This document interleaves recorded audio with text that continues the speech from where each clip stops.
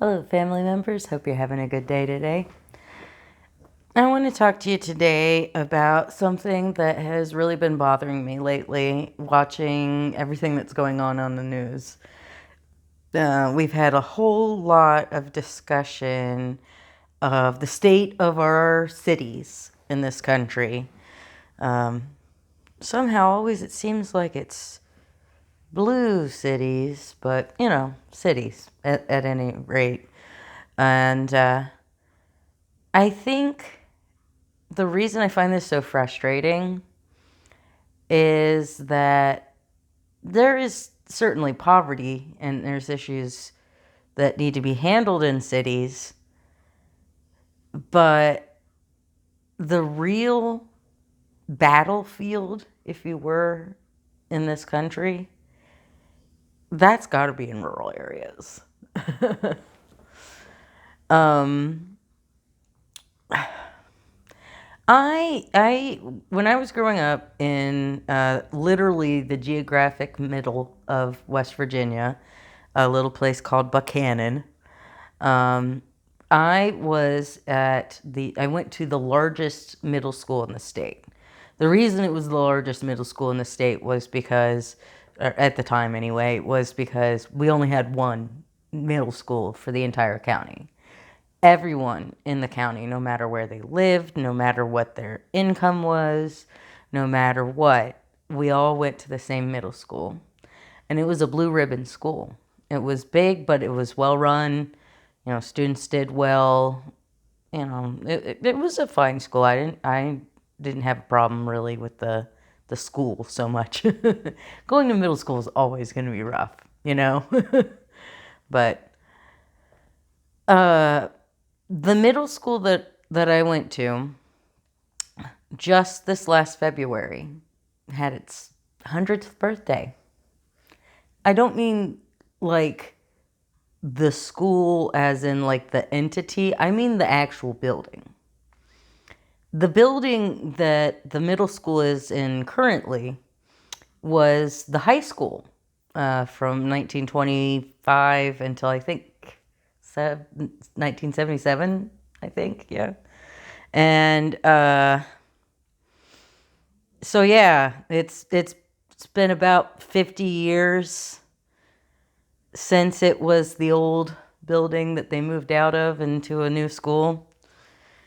And they are currently discussing, because of funding issues, taking the middle school, consolidating it with the high school, and then go ahead and turn the 100-year-old high school turned middle school into Buchanan Academy, which would be for elementary school students, hundreds of them, in this old ratty building that probably should have been abandoned and rebuilt decades ago.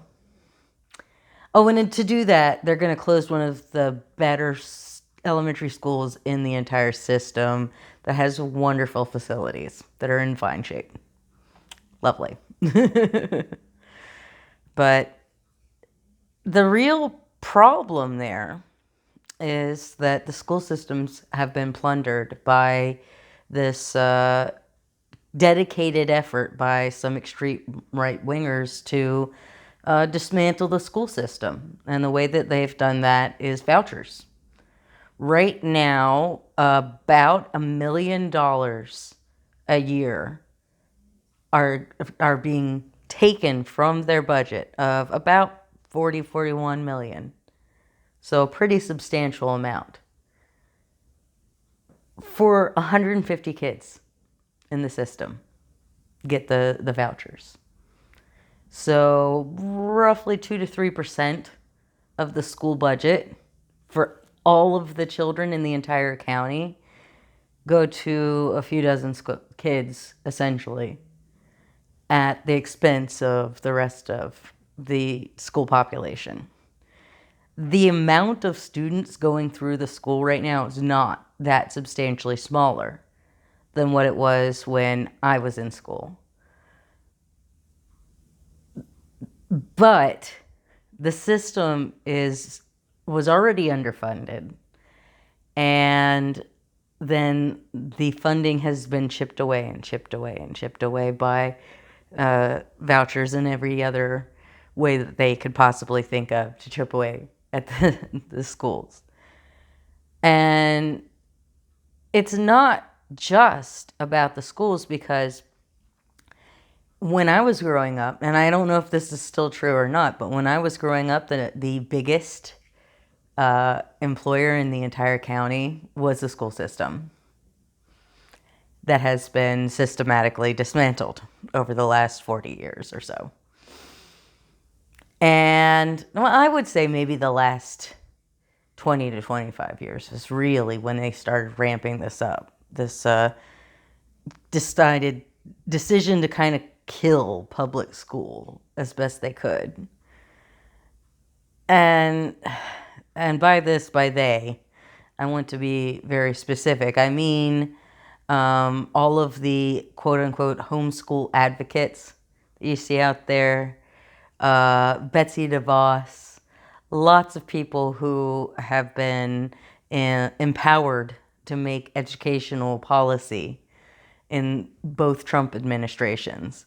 These are the people who are going out of their way to destroy the school system, which of course harms children and then families with children, but also because that was such a foundational employer, it's meant that young professional people move away. You know, and it's not just in West Virginia. It's not just where I grew up. Pretty much all the rural areas, you're seeing this. There's no work. The only place to work used to be like service kind of stuff, like hospitals and schools and things. But the funding for that has just been cut. Rural hospitals are having to close in ridiculous numbers.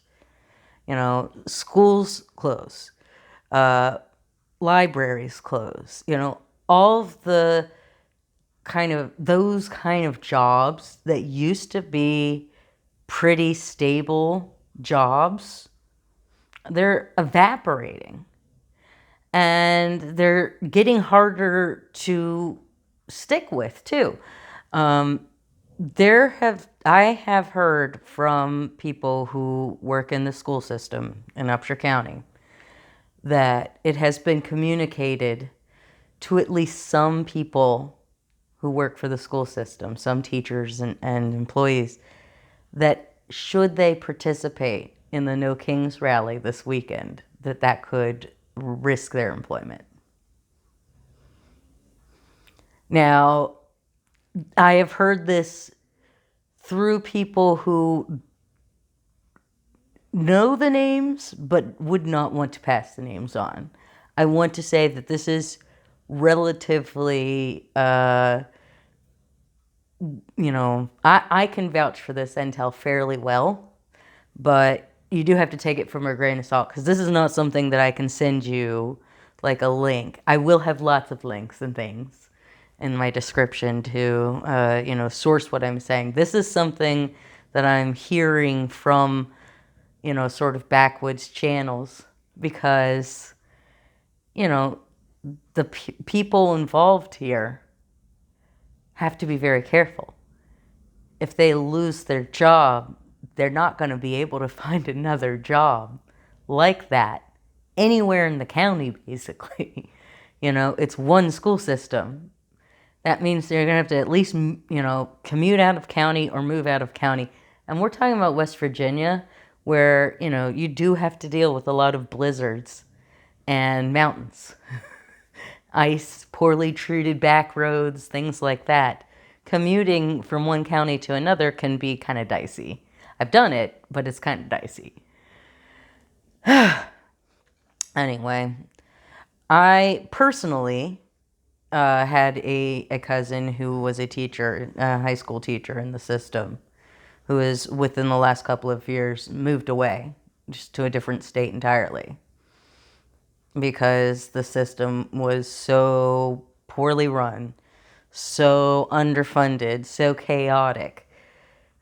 They don't have the ability to keep teachers because they can't pay very well, and they're going to end up asking them to do things that are beyond their purview because they don't have enough staff to do all the things that need to be done. So it makes the job more miserable too. And you've got people looking over your shoulder. If you're the kind of person who isn't like MAGA, you kind of have to worry about that. Now, it is West Virginia. I will concede many of these people are MAGA.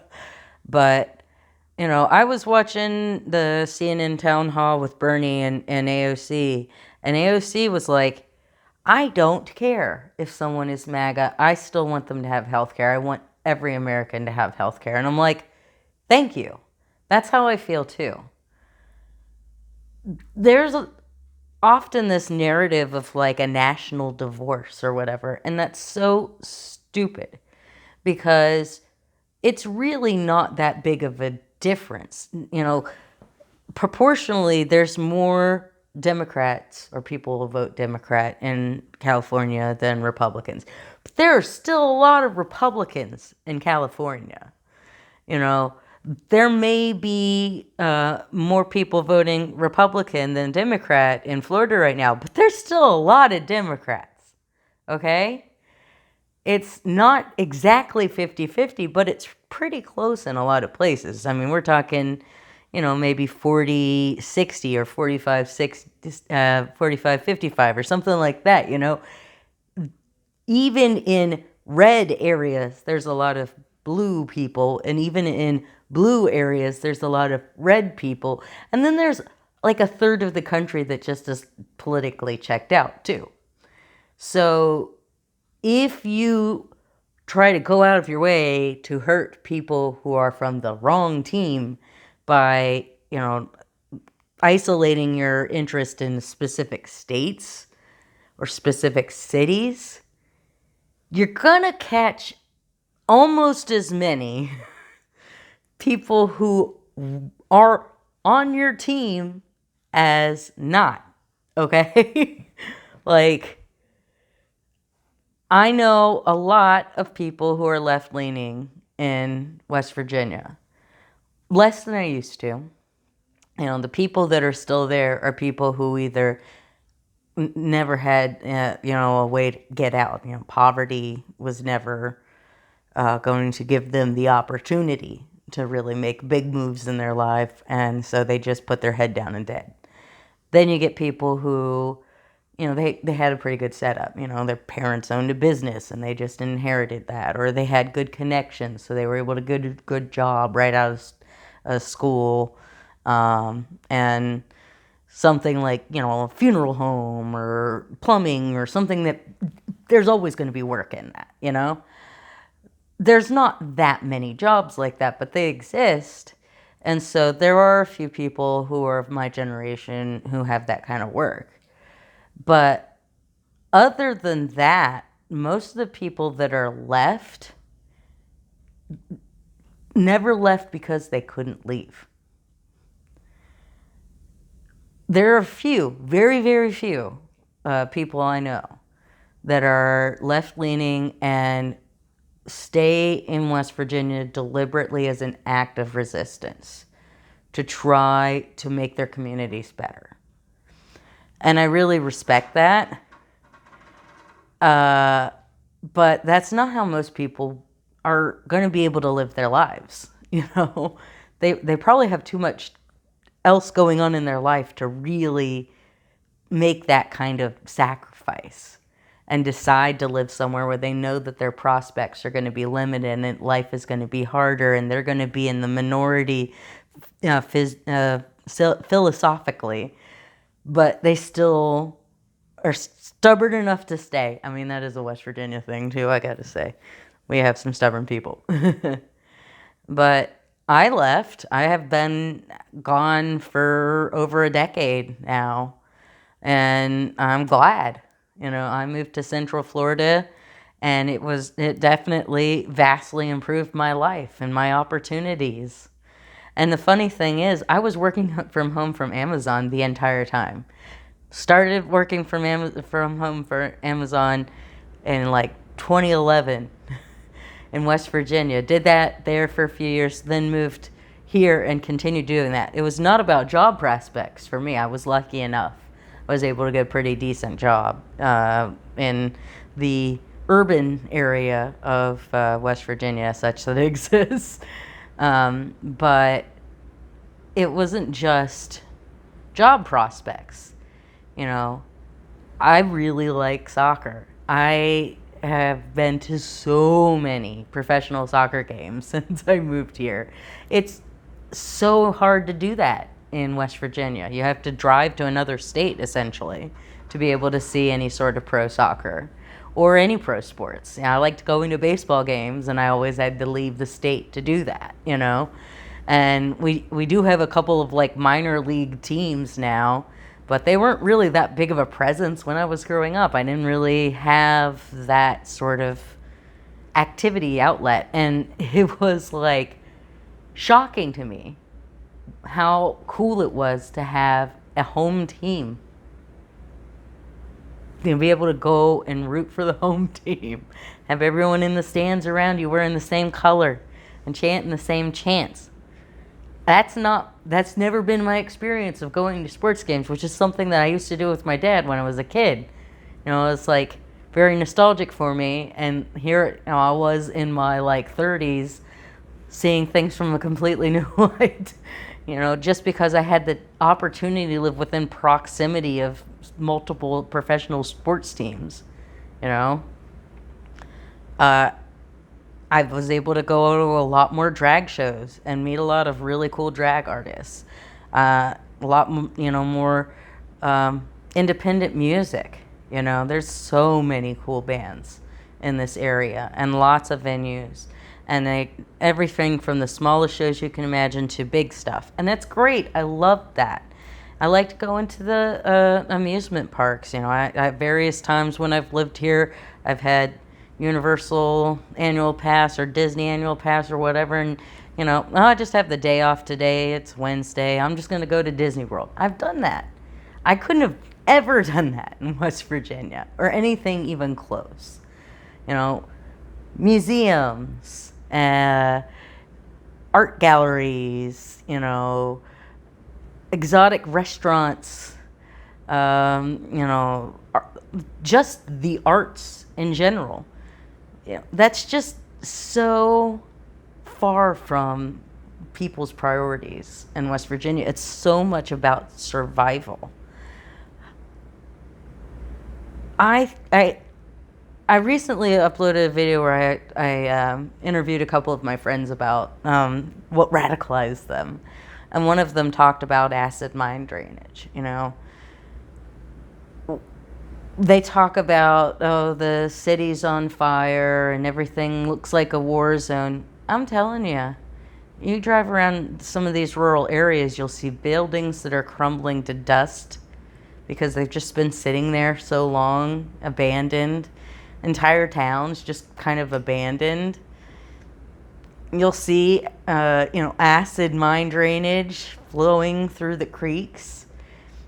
Entire mountaintops removed and valleys filled in so they can extract coal.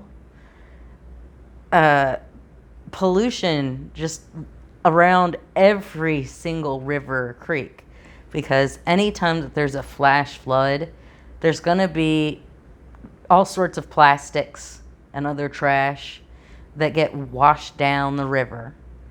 You know, if they want to send troops in to do something good, instead of having them pick up trash in Washington, D.C., how about they go along the streams in rural West Virginia, not that far from Washington, D.C., that absolutely need to have somebody go through and get rid of all that trash, because then the next time there's a flood, it just moves it further downstream. You know, it doesn't just go away. Even when it washes away, it goes somewhere. And it's just so infuriating to me to know that they have so much focus. The Trump administration has so much focus about what's going on in the cities. And they don't give any care at all to what's happening in the rural areas of this country, like West Virginia, Montana, uh, North Dakota, South Dakota, uh, Idaho, everywhere. There are rural areas in basically every state that are underserved, and not all of them are as in dire straits as, say, southern West Virginia, or really anywhere in West Virginia now, it seems like. Um, my girlfriend is living in one of the urban areas of West Virginia now, and I all the time we talk about how glad we are that she got out of our hometown, because it would have just been toxic. There wouldn't have been any work for her, and the social scene would be toxic. There's nothing to do except for like go to a bar, and it's usually a sleazy bar. And the other thing that people do is they hang out in the woods or at a house or something doing drugs. And that's why you see so many people overdosing and dying. I literally have a cousin who died of a drug overdose while living in West Virginia. It's real. It's happening. Like, we're supposed to be this great country, and yet we have how many people living in these rural areas that are just completely ignored, that could absolutely should be the focus of the president. He doesn't need to spend his time and energy fighting Chicago or Portland or Los Angeles or Washington, D.C. He needs to be focusing on America, you know? It's so funny to me that MAGA acts like they are the representative of all rural parts of the country, when it seems to me that their leadership does not care at all about the rural areas. And you don't have to look much further than places like Kansas or West Virginia, where right-wing extremists get what they want. They get the power that they want, and they start dismantling the system, and then you start seeing what happens. It's that FAFO thing, right? They live in an alternate reality. They decide that things should be a certain way, and then they try to bend reality to their will. And the problem with that is it's impossible. You can't change reality. You can change what you do. You can change, do things that affect the people around you. But at the end of the day, if you are going against reality, if what you want to happen is not possible, it won't happen, no matter how much you wish it will. It seems to me that there is a lot of this magical thinking and survivorship bias in the MAGA movement. You see a lot of people who say, well, I turned out okay, so the system is fine. Well, you survived, but not everybody else did, you know? It's like that old story about I think it was World War II. They checked all the planes that came back and where it was that they got shot. And they thought the places on the planes that got shot the most were the most vulnerable, and they tried to protect them, and that didn't help. And the reason is they were only looking at the planes that came back. They were shot in the places where you can get shot and still make it back. Those were the places where the plane was least vulnerable, not the most vulnerable. It's so easy to mistake data like that if you don't understand that there's a bias towards the things that survive. And if you're not taking into consideration the things and people that don't survive, then you are going to have a warped idea of how anything works, okay? I feel like I have seen places that look to me like what we would call third world countries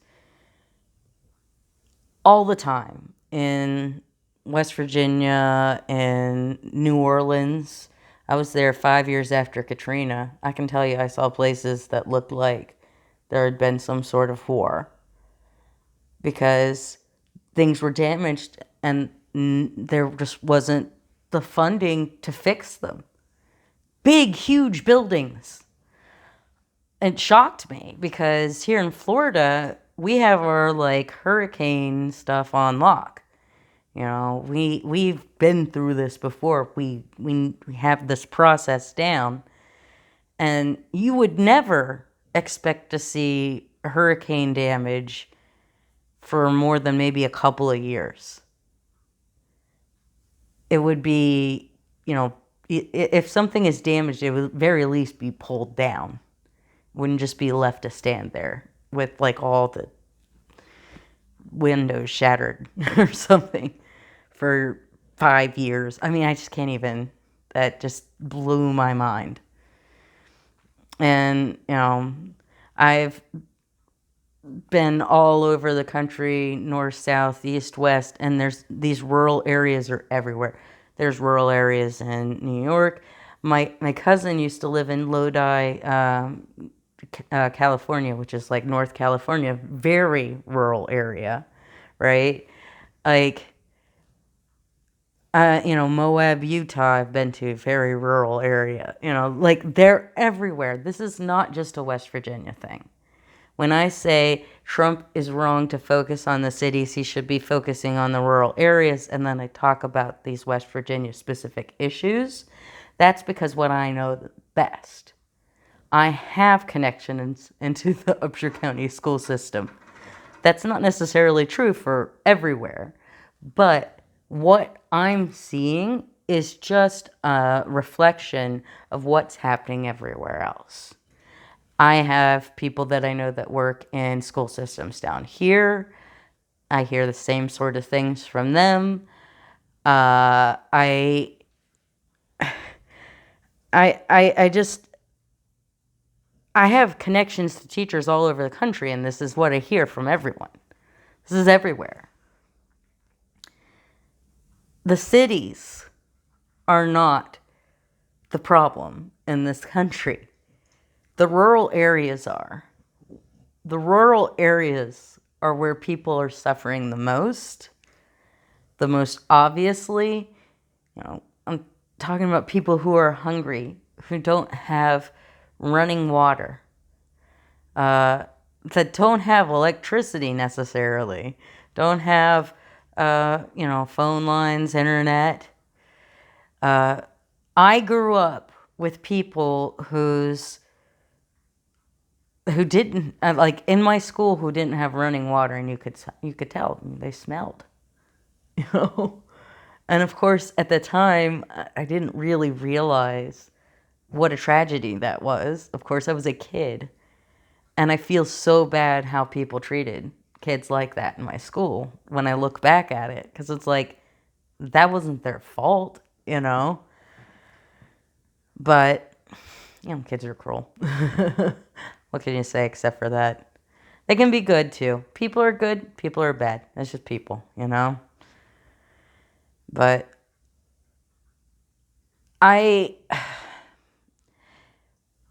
my dad is having heart problems. We found this out a few weeks ago. He had either myocarditis or multiple heart attacks or something. We don't know exactly what damaged his heart just yet. We're still trying to get the test results. All this happened a couple of weeks after he left here in Florida and went to West Virginia. And it haunts me that this came to light while he was up there, not here. He is having to wait for weeks, maybe even months, for some of these essential tests that he needs, for appointments to, you know, a vascular doctor, pulmonologist, cardiologist. I mean, everything. He has a plaque in one of his arteries by his clavicle, which is terrifying. Have a stroke or another heart attack. He went from being extremely active, the kind of guy who got up every day and took his dog for a walk all around, he called it the back 40 acres of the farm that he lives on, grew up on. My great grandparents owned. My grandfather owned, my father. He loves that land, and he can't get out there and walk his hunting dog, and that kills him. My brother, who lives in another state, came and brought his children for, I think, the fifth time since he's had kids. It's kind of hard to travel with three little ones. And it was the youngest one's very first time.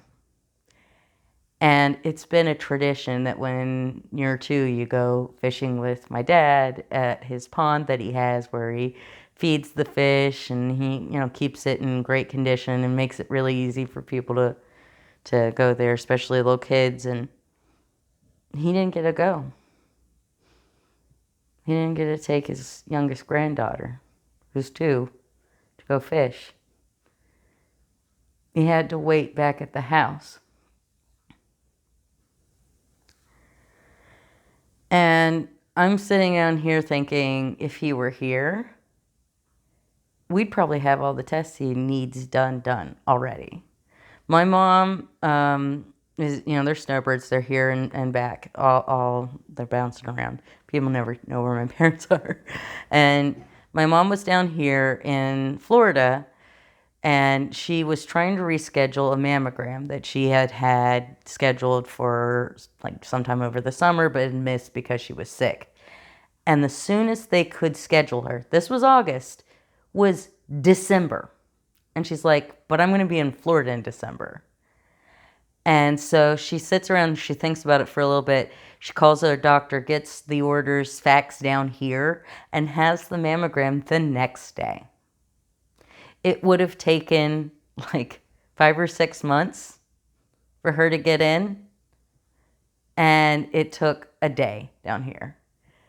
They just don't have a functional healthcare system in West Virginia the way that, more urban areas like we do here in Central Florida have. Like, my girlfriend and I were talking about her mother's cancer. It took, I think, 4 or 5 months for her to start treatment after she should have